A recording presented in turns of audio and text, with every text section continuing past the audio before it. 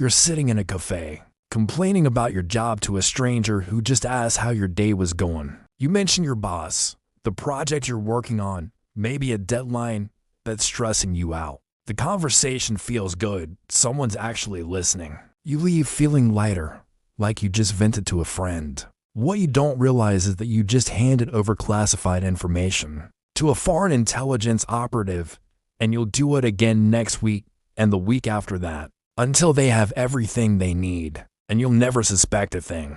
Stay with me, because by the end of this story, you'll never hear small talk the same way again. The greatest intelligence breach in modern European history didn't begin with hacking, blackmail, or midnight break-ins. It started with a man asking about the weather. His name was Sergei, though that probably wasn't his real name, and he worked at a translation agency near a government research facility, though he definitely didn't care about translation work. Every morning, he'd stop at the same coffee shop where defense contractors grab their morning caffeine. Before heading into secure facilities, he never sat at their tables. He never introduced himself directly. He just existed in the same space, day after day, becoming part of the routine scenery. And then, after 3 weeks of silent presence, he made the smallest possible social gesture. He held the door open for a man carrying too many files and a coffee cup. The man nodded thanks. Sergei smiled and said something forgettable about the rain. That was it. Nothing was asked. Nothing was answered. Just a human sharing a momentary recognition of each other's existence. The hook was set. What Sergei understood, what every intelligence operative learns before they ever enter the field, is that human beings are not wired to suspect kindness. We've spent millennia evolving social cooperation as a survival mechanism. When someone is pleasant to us, when they acknowledge us without demanding anything, our brains release oxytocin and dopamine, the neurochemicals of trust and social bonding. This happens automatically, beneath conscious awareness. You can't choose not to feel it any more than you can choose not to feel pain. When you touch something hot, intelligence agencies have industrialized this biological vulnerability. They've turned ordinary human warmth into a weapon system. Sergei wasn't being friendly because he liked people. He was activating neurochemical pathways that would make his target's brain categorize him as safe, familiar, part of the trusted environment. And it worked, because it always works. Because we're fighting against our own evolutionary programming. The next morning, the target, we'll call him Michael, because that was his actual name before this story destroyed his life, saw Sergei again at the coffee shop. This time, Sergei was struggling with his order in English, and Michael, being a decent person, helped him communicate with the barista. Just a small act of kindness. 30 seconds of interaction. Sergei thanked him warmly. They exchanged names, and that was all. Michael walked to a secure government facility and thought nothing of it. Why would he? Nothing had happened. No questions were asked. No information was exchanged. It was just people being human to each other and a moment of minor inconvenience. But in that 30 seconds, Sergei had established reciprocal obligation. Michael had done him a favor. And now on some subconscious level, Michael's brain categorized Sergei as someone he'd help, which neurologically creates an expectation of positive relationship. Intelligence operatives call this priming the asset. Michael didn't know he was being primed. He just knew he'd help someone with their coffee order. Over the next 6 weeks, these encounters continued with perfect casualness. Sometimes Sergei was there, sometimes he wasn't. Never predictable enough to seem like surveillance, never absent long enough to be forgotten. When they did cross paths, the interaction stayed trivial. Weather observations, comments about how crowded the cafe was getting, a shared eye roll when someone took too long at the counter. Sergei never asked Michael what he did for work. He never inquired about anything personal. He simply existed as a pleasant, forgettable presence in Michael's morning routine. And this is the crucial part that most people misunderstand about intelligence collection through social engineering. The spy is not trying to extract information in these early stages. They're trying to become invisible. They're trying to be so unremarkable, so consistently harmless, that your threat detection systems categorize them as environmental background rather than potential danger. Think about the people you see regularly, but don't really know. The person who works at your dry cleaner, the security guard in your building's lobby, the regular at your gym who always uses the treadmill near yours. You recognize them. You might exchange pleasantries, but you don't think about them. They're part of your landscape. That's what Sergei was becoming to Michael. The breakthrough came on a morning when Michael was visibly stressed. He was on his phone, clearly frustrated, when Sergei happened to be in line behind him. When Michael hung up, Sergei made the gentlest possible observation. "Rough morning?" Michael laughed, that exhausted, slightly bitter laugh people make when they're overwhelmed, and said something about impossible deadlines and bosses who don't understand how long things actually take. It sounded like nothing at the time, just standard workplace. VENTING. Sergei nodded sympathetically, made a vague comment about his own job being stressful lately, and they went their separate ways. But in that 30-second exchange, Michael had revealed 3 pieces of intelligence. He worked under deadline pressure. His management chain had unrealistic expectations about timeline, and he was experiencing job stress that was affecting his emotional regulation. For Sergei, this was a gold mine. Stressed people make mistakes. People who feel undervalued are vulnerable to external validation. Timeline pressure means corners get cut. None of these insights came from questions. They came from a man venting to someone who seemed to care. Here's what makes this technique so insidious. Michael's brain didn't register the conversation as information disclosure because it wasn't framed as such. When someone asks you a direct question, your cognitive defenses activate automatically. Your brain evaluates whether the information is safe to share, whether the person has legitimate reason to know, whether disclosure might create problems. But when you volunteer information, when you ray the one choosing to speak, because you ray frustrated or tired or just want someone to acknowledge your struggle, those defense mechanisms never engage. You're not responding to interrogation, you're seeking social connection and emotional validation. Intelligence operatives exploit this distinction ruthlessly. They never ask. They create conversational space where you choose to fill the silence, and you do it willingly, even gratefully, because someone finally seems to be listening. Over the following months, the relationship deepened through the same gradual, nearly invisible process. Sergei began timing his coffee shop visits to coincide with Michael's schedule more consistently, but never perfectly. Maybe 3 times a week instead of daily, maintaining the crucial appearance of coincidence. Their conversations lengthened incrementally, 5 minutes instead of 30 seconds, then 10 minutes, always with Michael doing most of the talking, always about seemingly innocuous topics. Sergei would mention his own invented struggles, creating reciprocal vulnerability that made Michael feel the relationship was balanced. When people share their problems with you, you feel obligated to share yours in return.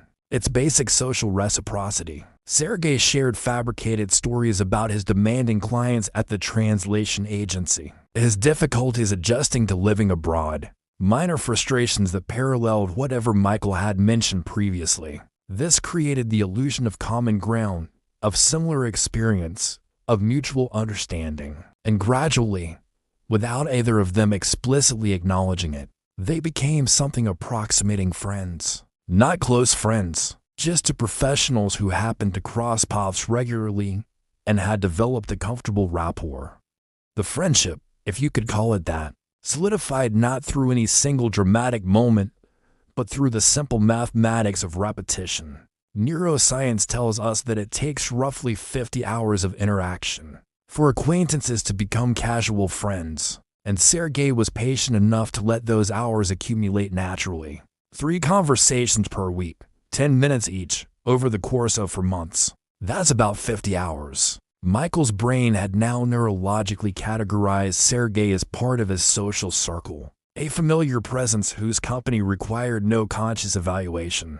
This is the threshold intelligence operatives aim for, the point where suspicion becomes neurologically expensive. Once your brain has invested the metabolic energy required to establish someone as safe, it resists information that would require reclassification. Doubt costs cognitive resources. Trust, once established, runs on autopilot. Sergei had become trusted by default, not through any particular action, but through sheer persistent harmlessness. The conversations had evolved in texture without anyone noticing the shift. What started as weather observations had graduated to workplace complaints, then to personal frustrations, then to the kind of casual oversharing that happens between people who've run out of superficial topics. Michael talked about his daughter's college applications, his concerns about his aging parents, his half-serious jokes about early retirement, and embedded within these perfectly normal human disclosures were operational details that Sergei was quietly cataloging. When Michael mentioned his daughter's campus visits were disrupting his work schedule, Sergei now knew Michael's attendance at the facility would be irregular on certain dates. When Michael joked about having to stay late because the security protocols for moving materials between labs were so bureaucratic, Sergei learned about internal transfer procedures. When Michael complained about having to attend a conference presentation he didn't want to give, Sergei discovered what projects were reaching public-facing stages. None of these details seemed important at the time. They were just the mundane frustrations of a mid-level professional navigating organizational tedium. But intelligence doesn't arrive as bombshells. It accumulates as fragments. Sergei had mastered something that took him years of training to perfect: the art of strategic silence. Most people, when they want information, make the mistake of asking questions. Questions activate defensive cognition. They make the other person evaluate whether answering is safe, whether the asker has legitimate need to know, whether providing the information creates vulnerability. But silence does the opposite. When you're talking to someone and they go quiet, not awkwardly, but with an expression of genuine interest and attention, your brain interprets that silence as an invitation to continue. It feels like they're listening, really listening, and that feeling is intoxicating because most people in your life are just waiting for their turn to talk. Sergei had perfected the micro-expressions of engaged listening, the slight forward lean, the barely perceptible nod, the way his eyes stayed focused on Michael's face without the intensity that would signal interrogation. He looked like someone who cared. And in those pauses, those moments where Sergei said nothing and simply waited, Michael filled the space with increasingly detailed information. It felt routine, comfortable even to elaborate when someone was actually paying attention. The mirroring was so subtle that Michael never consciously registered it, but his subconscious absolutely did. When Michael spoke quickly because he was excited about something, Sergei's speech tempo would gradually accelerate to match. When Michael was tired and speaking slowly, Sergei's responses would come at the same deliberate pace. When Michael used technical jargon, Sergei would occasionally incorporate similar terms. Never perfectly, always with slight mistakes that made him seem like he was trying to follow along rather than displaying expertise. This linguistic mirroring created a neurological phenomenon called cognitive ease. The feeling that you're talking to someone who thinks like you, who processes the world similarly, who fundamentally understands you. It's not rational. It's not based on actual shared values or worldviews. It's just your brain recognizing similar speech patterns and interpreting that similarity as trustworthiness. Intelligence agencies teach this technique because it's devastatingly effective at creating artificial rapport. Michael felt understood by Sergei not because Sergei actually understood him, but because Sergei had trained himself to reflect Michael's communication style back at him. The emotional leakage accelerated during a particularly difficult week. When Michael's project hit a significant obstacle, he arrived at the coffee shop visibly frustrated, and Sergei, who had been carefully monitoring Michael's emotional states for months, recognized the opportunity immediately. He didn't ask what was wrong. He just said, with perfect timing and genuine seeming concern, "That kind of week."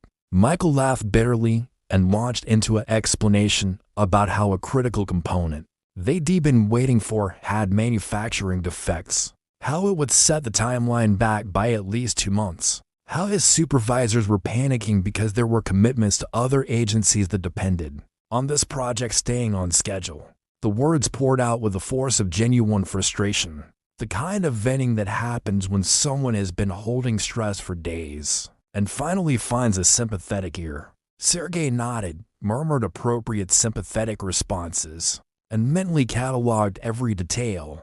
The project had external agency dependencies. It relied on manufactured components. With quality control issues, the timeline was already under pressure. Management was feeling heat from above. In 3 minutes of emotional venting, Michael had revealed the project's critical vulnerabilities, its stakeholder structure, and its stress points. There was no reason to stop talking. Sergei wasn't asking for classified information.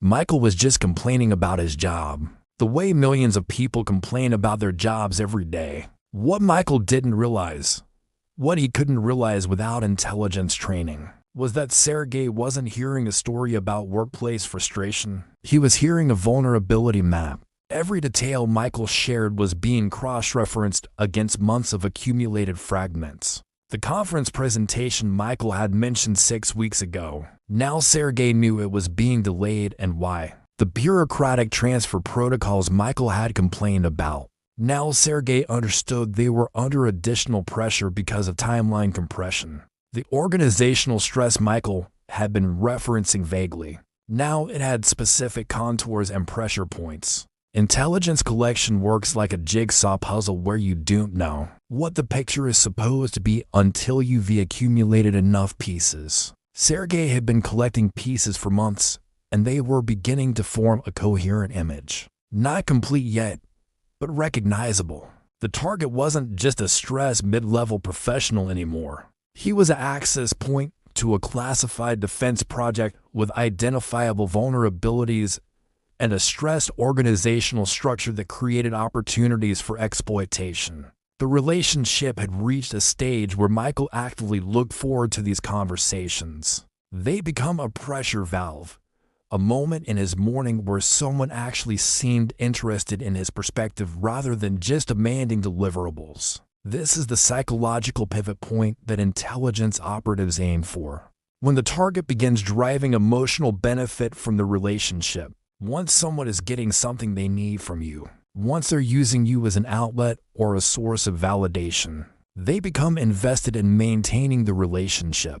They start protecting it unconsciously, which means they avoid behaviors that might threaten it, like becoming suspicious, like questioning motives, like wondering why this person is so consistently interested in hearing about their problems. Michael's brain had categorized these conversations as beneficial to his well-being, and that classification created a protective barrier around Sergei. Trust was never declared, never discussed, never consciously chosen. It simply appeared, constructed through accumulated hours of harmless interaction, now functioning as an invisible shield against doubt. Sergei began introducing slight variations in the pattern, testing the boundaries of what Michael would disclose. He'd mentioned reading an article about advanced materials research, something tangentially related to Michael's field, but not directly connected, and then wait to see if Michael would correct misconceptions or elaborate. Michael would, because that's what people do when someone shows interest in their area of expertise.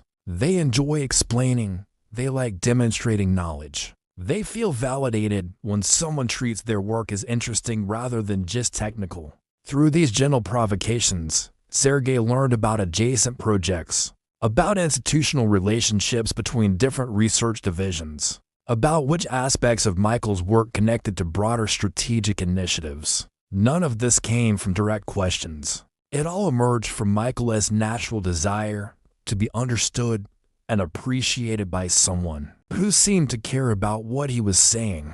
The moment that completed the intelligence picture arrived on an unremarkable Tuesday morning. In late autumn, Michael was running late, visibly hurried, and when he encountered Sergei in their usual space, he almost bypassed the conversation entirely. But Sergei offered a simple observation about how everyone seemed stressed lately, and Michael, in his rushed state with lowered cognitive filters, made an offhand comment that he probably wouldn't have made if he'd had more time to think. He mentioned that the project was finally moving forward again, that they'd found an alternative supplier for the critical component, and that if everything stayed on schedule, they'd be moving to the testing facility in Colorado by spring. It was just context for why he was so busy, just an explanation for his harried state, just words to fill the social obligation of responding to someone who'd asked how he was doing. Nothing felt stolen in that moment. Michael grabbed his coffee and rushed out, probably forgetting the conversation entirely within an hour. But in those 15 seconds of casual disclosure, Sergei had received the final pieces he needed: timeline, location, and confirmation that the project had moved past its vulnerability phase into operational preparation.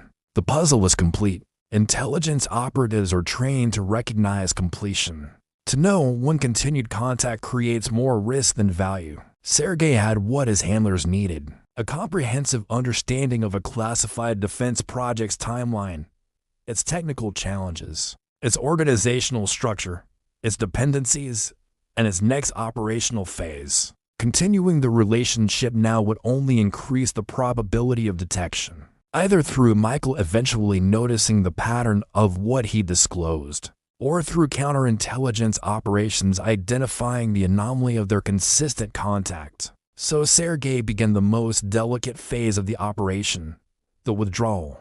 This couldn't be sudden. Sudden disappearance after months of consistent presence would itself be suspicious. A pattern break that might trigger retrospective analysis of their interactions. Instead, Sergei simply became slightly less available. He'd miss a few mornings at the coffee shop. When they did encounter each other, he'd mention increasing work demands, a large translation project that had him working different hours. Over the course of 6 weeks, their interactions decreased from 3 times per week to once per week to occasional chance encounters. And because this happened gradually, because Sergei provided plausible explanations, because their friendship had always been circumstantial rather than deep, Michael accepted it without question. People drift apart. Schedules change. Casual friendships fade when routine disrupts. It's normal. There was no moment of realization, no sudden awareness that something had ended. The relationship simply dissolved into Michael's past, memorable only as a pleasant interaction during a stressful period of his life. The intelligence Sergei had collected was already moving through analysis channels before he'd even completed his withdrawal. What seemed like scattered workplace complaints to Michael were, when properly organized, a detailed vulnerability assessment of a classified project. The manufacturing delays Sergei had learned about told intelligence analysts which foreign suppliers were involved in the production chain and where pressure points existed. The timeline information revealed coordination schedules with other agencies, allowing adversary intelligence to infer broader strategic planning. The organizational stress Michael had described mapped internal bureaucratic structures and identified which personnel were under pressure and might be vulnerable to additional targeting. The conference presentation delays indicated which aspects of the project were considered sensitive, enough to restrict public disclosure. None of these details were classified on their own. Michael had never disclosed technical specifications, never revealed actual secrets, never violated his security clearance. But intelligence analysis isn't about individual facts. It's about pattern recognition across accumulated data. Sergei's months of patient collection had produced a mosaic that was far more valuable than any single classified document could have been. The operational impact of this intelligence wouldn't become visible for years,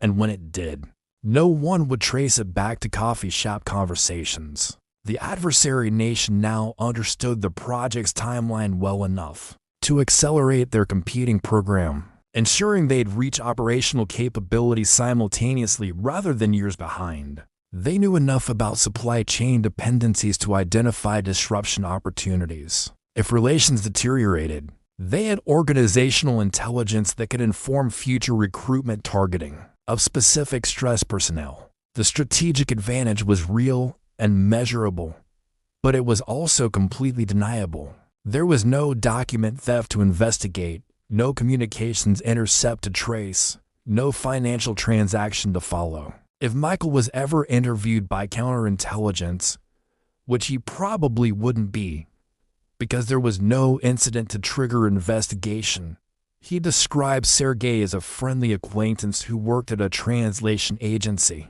someone he talked to occasionally about normal life frustrations. Even if investigators somehow suspected Sergei was an intelligence operative, even if they reviewed security footage and documented every conversation, they'd find nothing prosecutable. Michael had volunteered everything. No coercion occurred. No classified material was discussed. Small talk leaves no evidence because it creates no crime. Years later, if Michael ever learned that someone had been collecting intelligence from him during that period, he'd struggle to identify what he'd said that mattered. The conversations felt so ordinary, so harmless, so completely disconnected from his actual classified work. He'd complain about his job, sure, but he never talked about technical details. He'd mention frustrations and timelines, but never anything that felt important. And this is the profound psychological vulnerability that intelligence agencies exploit. We categorize information based on how it feels to disclose it rather than on how it might be used. Once collected, if sharing something doesn't trigger your internal alarms, if it doesn't feel like you're revealing a secret, then it must be safe. But intelligence value isn't determined by how sensitive something feels when you say it. It's determined by how it fits into larger analytical frameworks you're not aware of. Michael thought he was just venting about workplace stress. Sergei was conducting systematic collection of fragmented intelligence that would be assembled by analysts into strategic assessment. The gap between Michael's perception and operational reality was the entire basis of the operation's success. The most effective espionage operations end quietly, without revelation or confrontation, fading into the background noise of daily life. Sergei eventually rotated to a different assignment, his mission complete and his cover intact. Michael continued his career, eventually received recognition for the project that finally reached completion. Never knew that he'd been an intelligence source. No counterintelligence investigation was ever opened because there was nothing to investigate.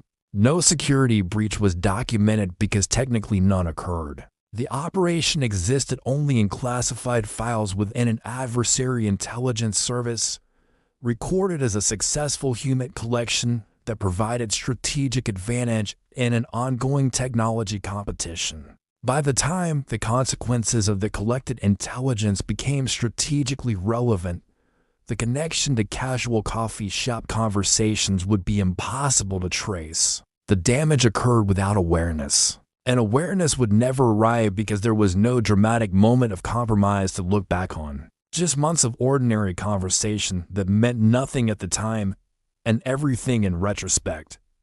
This is what intelligence professionals understand that the public doesn't. The most dangerous information transfers aren't dramatic betrayals involving locked briefcases and secret meetings. They're gradual, casual, socially normal interactions where people share fragments of their professional lives because they're tired, stressed, seeking connection, or just being polite. The spy doesn't need you to betray your country. They just need you to talk about your day. They don't need classified documents. They need your complaints about bureaucracy, your frustrations with timelines, your casual mentions of where you'll be next month. Intelligence agencies have industrialized the weaponization of ordinary human conversation, and most people will go their entire lives never realizing how much they've revealed to someone who was trained to listen with purpose rather than just politeness. No one noticed the silence when it ended because silence isn't suspicious. It's just what happens when schedules change and casual friendships naturally fade. The defense against this technique isn't paranoia or social withdrawal. It's awareness, understanding that every conversation exists into simultaneous realities. The one you're experiencing, where you're just talking to someone about normal things, and the potential one, where someone trained in collection is assembling fragments into intelligence value. Not everyone you talk to is a spy, obviously. The overwhelming majority of human interaction is exactly what it appears to be. But the technique works precisely because it's indistinguishable from normal friendship, normal networking, normal social pleasantries. The conversation that extracts intelligence looks identical to the conversation that doesn't.